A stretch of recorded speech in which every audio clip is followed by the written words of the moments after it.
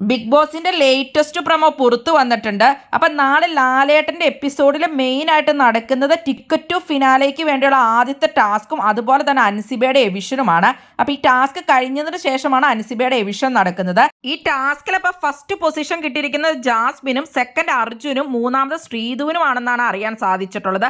Jasmine അങ്ങനെ തുടക്കത്തിൽ ഒരു പോയിന്റ് കിട്ടിയിരിക്കുകയാണ്. ഈ ടാസ്ക് അപ്പൊ കുറെ നട്ടുകൾ അവർക്ക് കൊടുത്തിട്ടുണ്ട്, അത് കൃത്യമായിട്ട് അടക്കി വെക്കണം. അതിനുശേഷം അവിടെ ഒരു വല പോലെ സംഭവം ഉണ്ട്, അതീക്കടെ ഇവര് കയറി ഇറങ്ങിയിട്ട് റിബൺ ഇങ്ങനെ കുറെ കെട്ടി വെച്ചിട്ടുണ്ട്, അത് മൊത്തം അയച്ചെടുക്കണം. അതിനുശേഷം ബോക്സിൽ ചിത്രങ്ങളുടെ കുറെ പീസസ് ഉണ്ട്, അതെല്ലാം കൂടെ ചേർത്ത് വെച്ചിട്ട് ഒരു ചിത്രം ഉണ്ടാക്കണം. ഇത്രം ചെയ്ത് കഴിഞ്ഞാലാണ് ഈ ടാസ്ക് ഫിനിഷ് ആവുള്ളൂ. അപ്പൊ അങ്ങനെ ടാസ്കിൽ ഫസ്റ്റ് വന്നിരിക്കുന്നത് ജാസ്മിൻ ആണ്, സെക്കൻഡ് അർജുനും, തേർഡ് ശ്രീധുവുമാണെന്നാണ് അറിഞ്ഞിട്ടുള്ളത്.